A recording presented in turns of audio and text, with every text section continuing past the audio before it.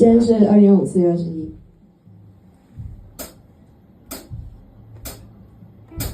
他天真的以为这一切都无所谓，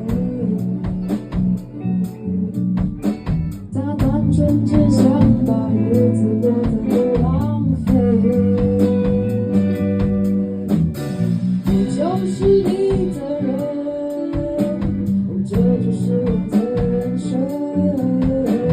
现在的时光如此珍贵，再安静再不是没有音乐。